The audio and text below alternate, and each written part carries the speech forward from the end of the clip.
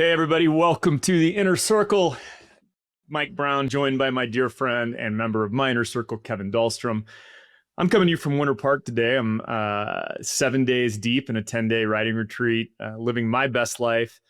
And Kevin sent me something this morning from X. It's my friends Sam and Sean on My First Million talking about the definition of wealth. And essentially what Sean says is when you're broke, more money changes your life. And that part makes sense. But the rich keep chasing it too, trading time they'll never get back for money they don't even need.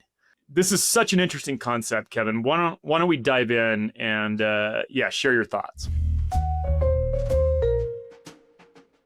Yeah, and what we're talking about here is the utility of money.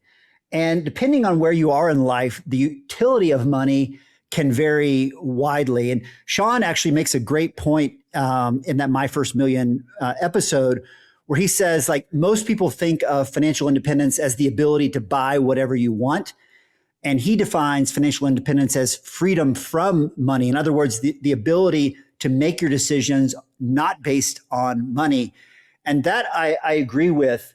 And what you and I were sort of joking about before we hit record is like, it's one thing to intellectualize that. It's another thing to live it. And I'm going to share something that I wasn't going to share, but you bullied me into it because I think it is going to make a powerful point.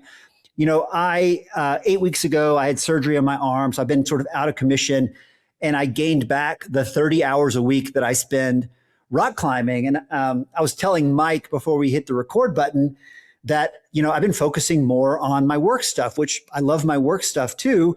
But it turns out if you put more focus on work, good things happen. And so my little LLC, my little solo business, which has like, I think I counted it, it's like 6 different revenue streams from things I'm involved in.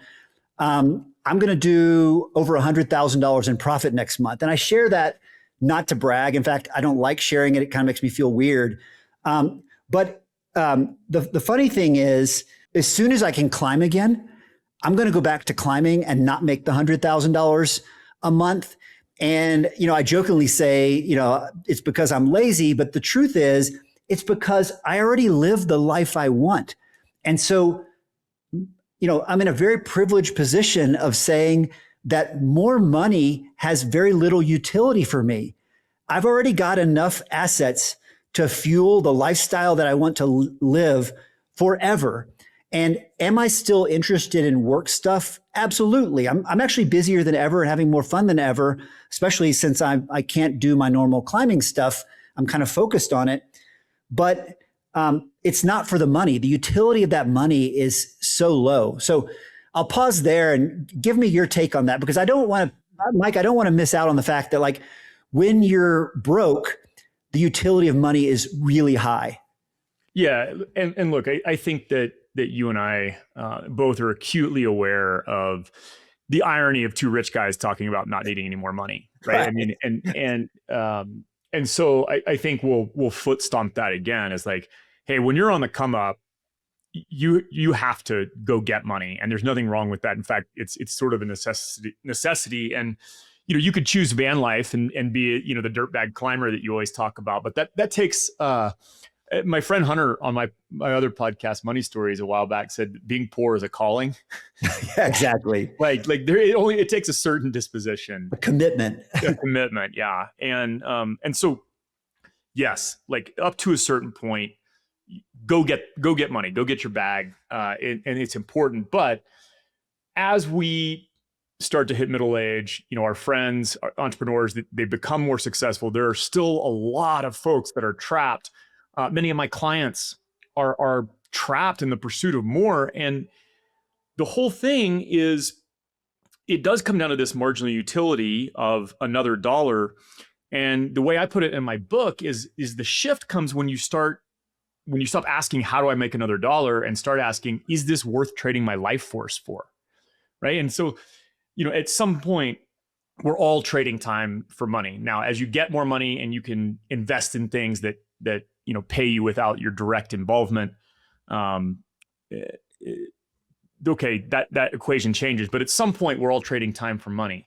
And yes, on the lower end of the spectrum, trading that time is worth it. You got to eat, you got to pay your mortgage, you got to pay your bills and build yourself a better life. But for me, here's a great example. I often joke, like, I don't want one more dollar than I need to cover my ideal lifestyle. And my ideal lifestyle is lavish. It's not extravagant, but like I have, I have a beautiful home in Morrison. I have a beautiful home in here in Winter Park. Like, it's not austere by any means, but I don't want an extra dollar if I have to trade my life force for it above and beyond covering that exact life that I've put so much intention into designing.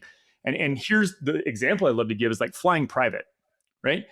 It would take me between $500,000 and $1 million extra dollars a year to fly private. Well, let's just say I'm flying twice a month, right? So that's 2 days a month. I would have to work 300 days a year, exponentially harder than I'm working right now, to afford to be more comfortable 2 days a month. Like, that math doesn't math for me.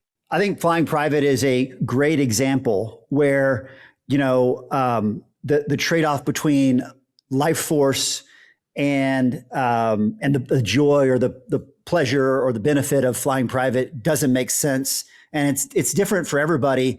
But I think you hit the nail on the head, and something I talk about a lot is, hard as it may be to believe, money is not finite. And I mean, I'm just stating that as a fact. Like, you can, late in life, you can go make a lot of money. You can make more money at any time. What is absolutely finite and zero-sum game is time. And even more than that is energy or life force. Because I would argue that even if you have the time to do something, you don't always have the life force to do it. Energy is finite. And so the whole ball game, as you said, go get your bag. Make sure, like, work your ass off, put your head down so that you can cover your living expenses and then some. So you're getting ahead a little bit. But like you said, every dollar beyond that has very little marginal benefit. And by the way, this is one area where we might have slightly different views. I think for most people, the easiest way to get to that point where you're covering your bag is to choose simplicity.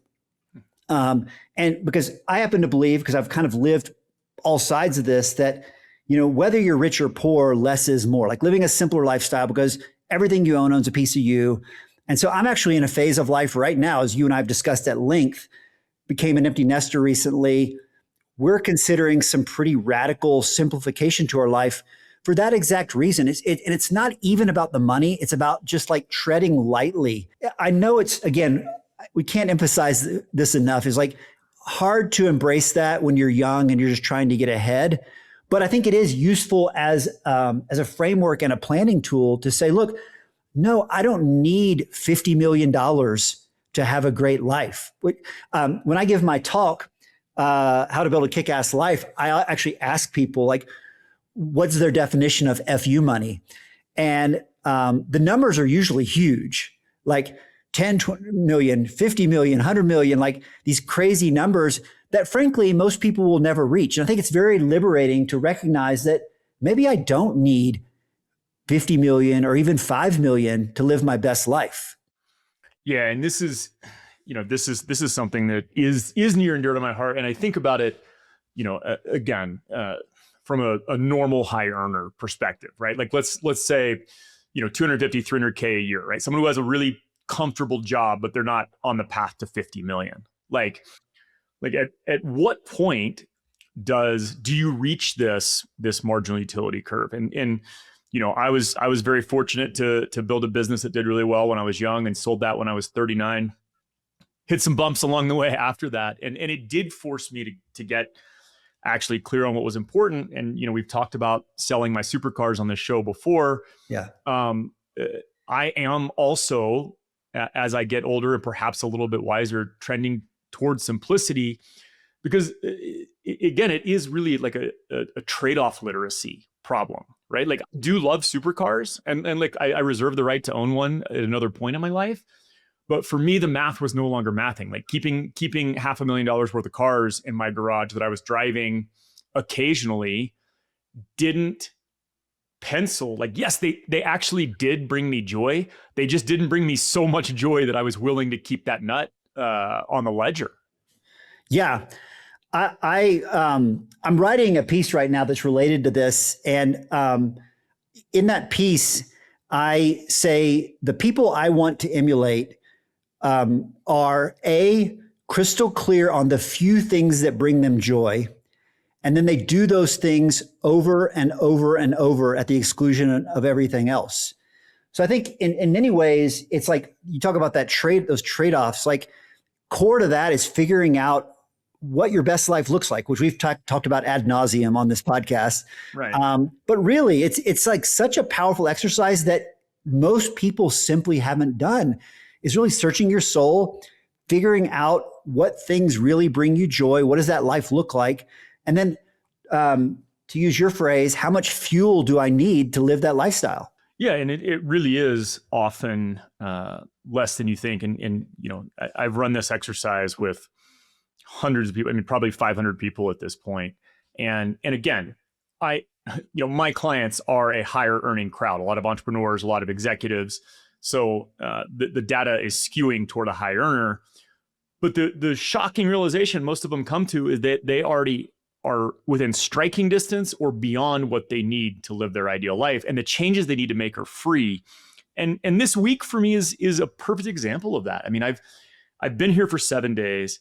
I wake up without an alarm. I meditate for 42 minutes. I go ride my bike for 2 or 3 hours, and I come back and I write until I'm tired. And I feel more free and more happy and more expansive than I have felt in a really long time, because of the simplicity, right? Like I know exactly what I'm going to do every day.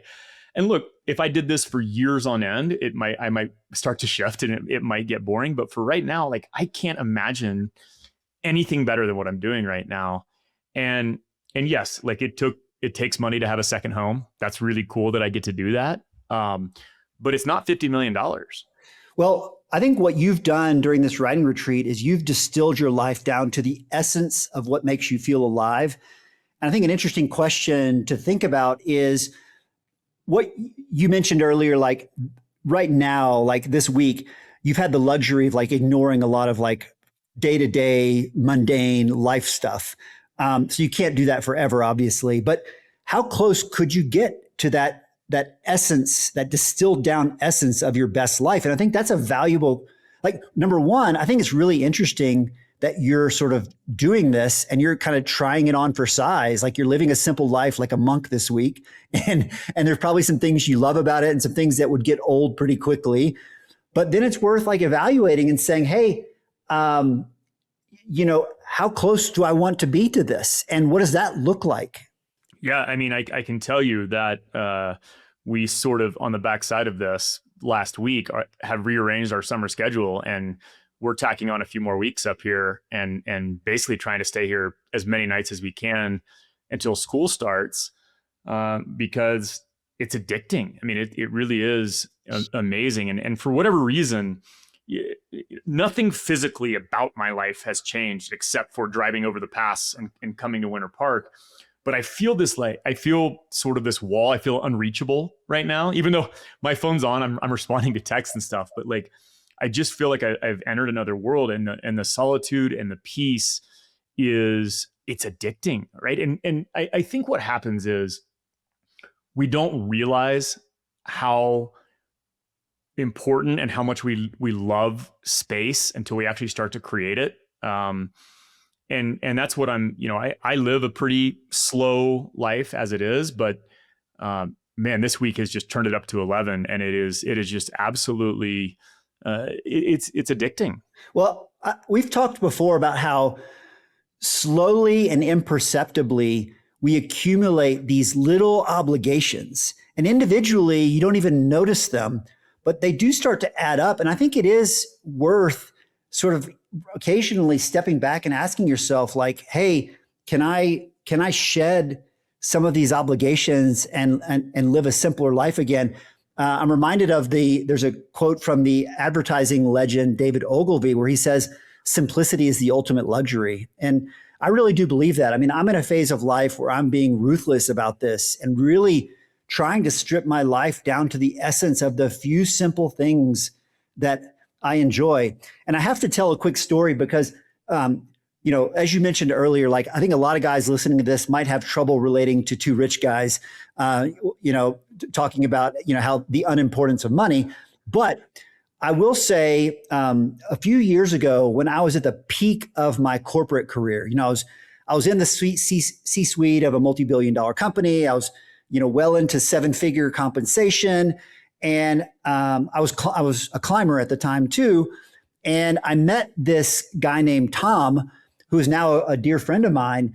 He's a climbing guide. He lives in Vegas. He guides at Red Rock Canyon about 6 months a year, travels the world the rest of the year. He's ex-military, no college degree. He told me that he's never made more than $70,000 in a year, which kind of blew me away because from observing his life, he has such a kick-ass life. Like, he does work he enjoys. He has a ton of freedom. He has zero debt, pays cash for everything. He has a tricked out Sprinter van. He has a 71 Mustang that he's restored. He's got a work truck. He rents a nice house in a suburb of Vegas. He's got a nest egg of savings. He has awesome friends and an awesome partner. And I literally asked him one time, and it was a rhetorical question. And I said, how in the hell do you have a better life than me? He told me he lives on less than $4,000 a month. And I said, at the time, I was making 20 times that. And yet I felt like he had a better life than me. And the point of this story is these principles we're talking about apply at all levels, right? So Thomas was super deliberate. He actually told me, he said, I recognize that I will never have high income. So I've chosen a simple life.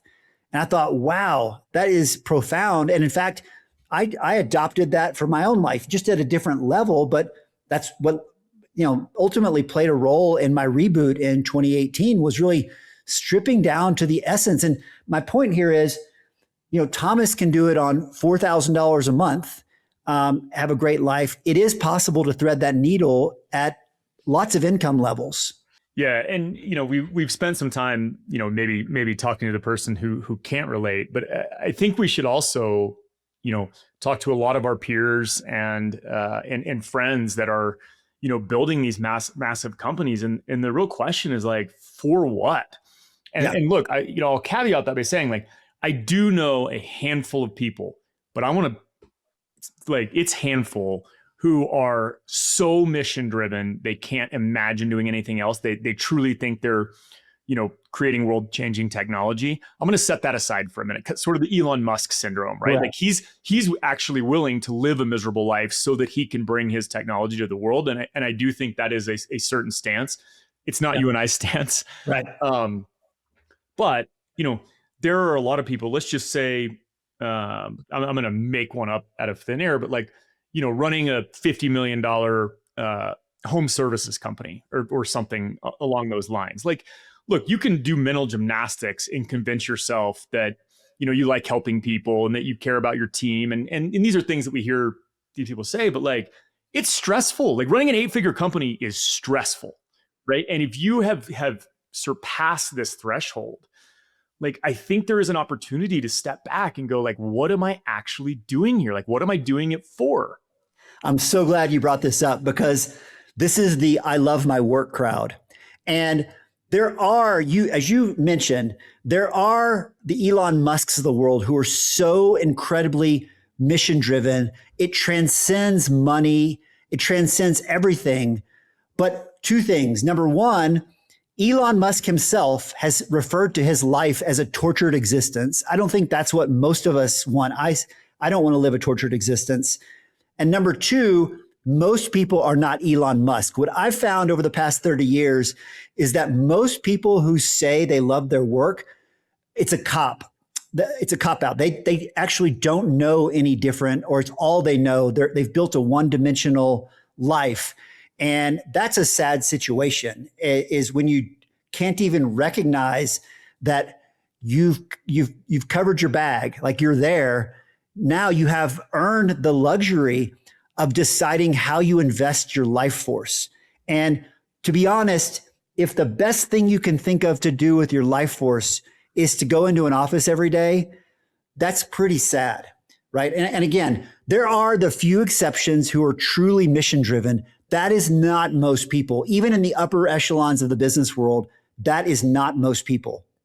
Yeah, and I think the phrase, if you love what you do, you'll never work a day in your life. I mean, just please, everybody know that is absolute and total bullshit. Uh, I love what I like. I can't imagine loving what I do more.